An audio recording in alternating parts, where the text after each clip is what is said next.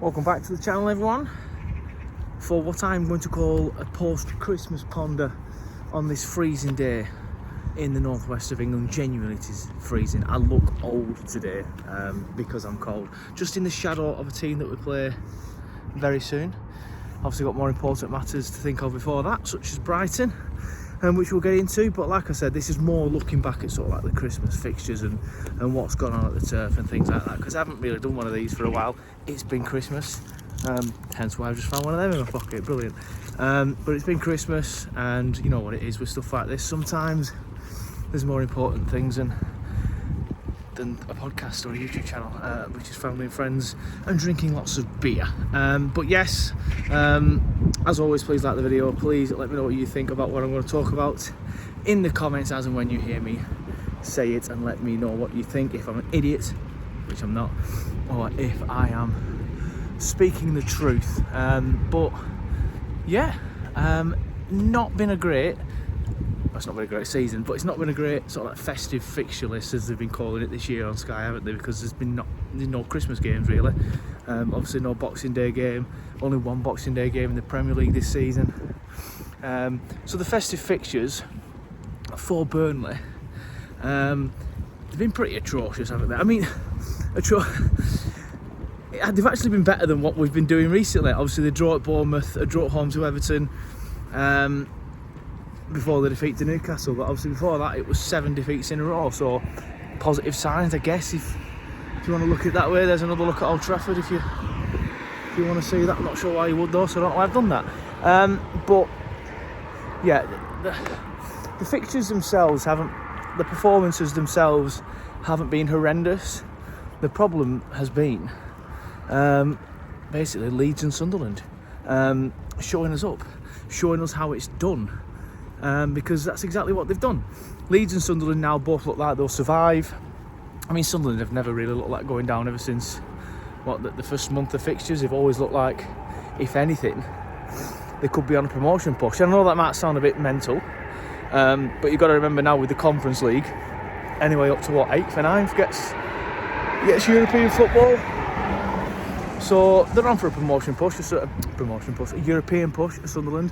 And Leeds are currently on quite a decent bit of form, and they've played Liverpool twice and Chelsea in that time as well. I think they're unbeaten in 6 or 7. Apologies if that's a little bit incorrect. But Leeds and Sunderland, who obviously came up with us, is the reason why I'm making this point, have shown Burnley up. Now yes, Sunderland went out and spent a lot of money, but it's very, very easy, as we found out the last couple of times we've been in the Premier League, to go and spend a lot of money and sign a lot of dross. Sunderland have gone out there and they've signed quality, they've signed experience, and they are reaping the benefits from that. Apologies if you can't hear me because of the cars. Some might say that's a blessing.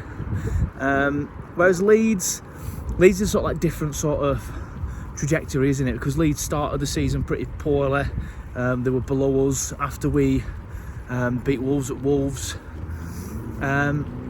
And then about a month or so ago, they were looking like they were staring down the barrel of coming down with us and Wolves. But they put the manager's head on the chopping board.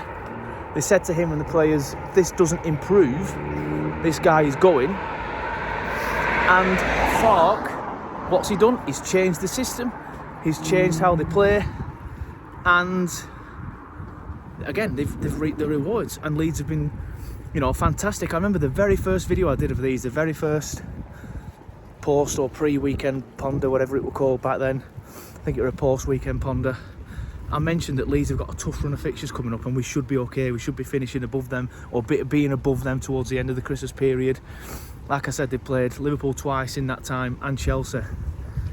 Beaten Chelsea, unbeaten against Liverpool, drawn both of the games, but still, 2 great results against a good Liverpool side, even if they're not as good at the minute as what we thought they were going to be this season. And obviously we have recently lost to Chelsea, and if we played Liverpool, Liverpool's form isn't what it was at the start of the season, admittedly. We played them at the start of the season where they got a somewhat fortunate win on their side against us. But does anybody think if we played Liverpool tomorrow we'd avoid defeat, because I don't. And again, if you do, let me know what you're drinking, because that is pure delusion juice. But yeah, it's looking bleak, as I've said before. The injuries are racking up now. Obviously, Josh Cullen's out for the season. Maxime Estev's had to go off. But Sunderland and Leeds really are showing us up at the minute. And again, it's a Sunderland side that we finished how many points ahead of? I know that everything resets, so it's not really relevant.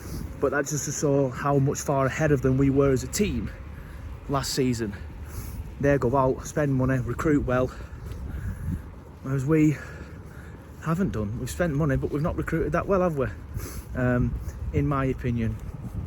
So yeah, that's the main feeling for me at the minute, is just the fact that the other two promoted sides are showing us up at the minute in terms of their form. Sunderland have been classed for the full season, whereas Leeds seem to have turned the corner because they did what I felt like we should have done and put the manager under pressure, threatened to change him. Now it's getting cold, it's freezing today.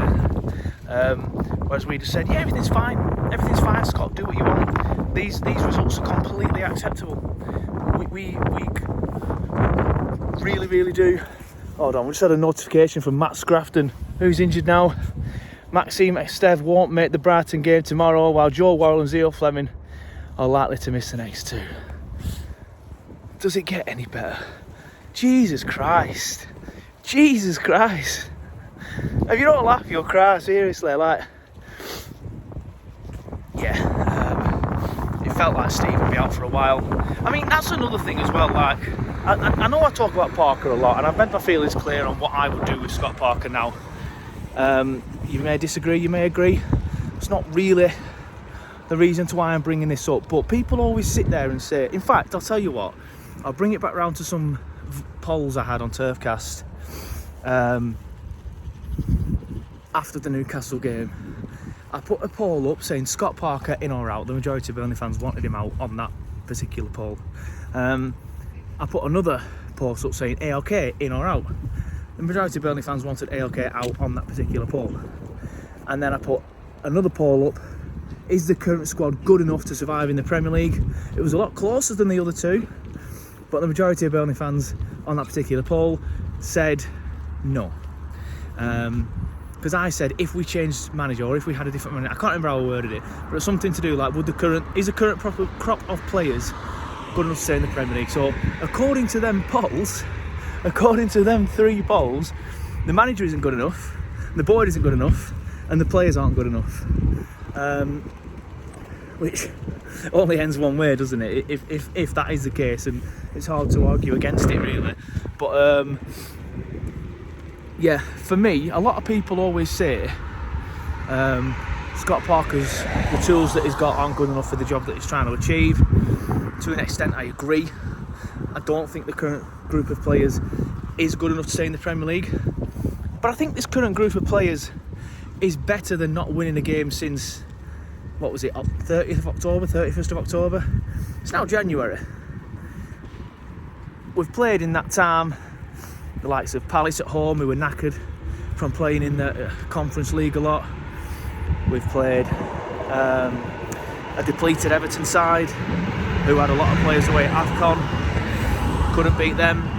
We lost 7 games in a row. We were well on top against Newcastle, couldn't make it count. I feel like this current squad is better than what we're getting out of it at the minute, or should I say what Scott Parker is getting out of them at the minute. But is it too late to change it? I don't personally think it is. What half of the season left now? So it might be worth a change just to see if we get a bit of a boost. But yeah, that news that Fleming, Worrell, Steve, obviously on top of Cullen and the rest, that they're all already injured, has kind of floored me a little bit there.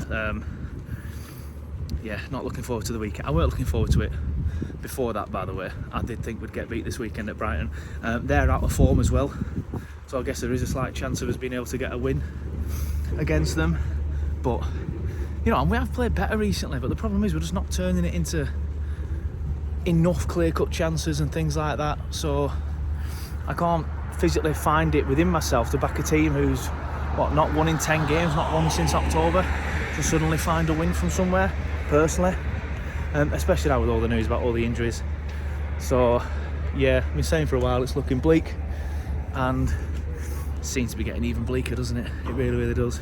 But yeah, as I've said, let me know what you think in the comments below. Someone messaged me recently asking me to be a bit more chirpy, a bit more happier in the videos. I just say it as I see it, and it's looking bleak, unfortunately. Fingers crossed for a surprise win this weekend, but it would be a surprise.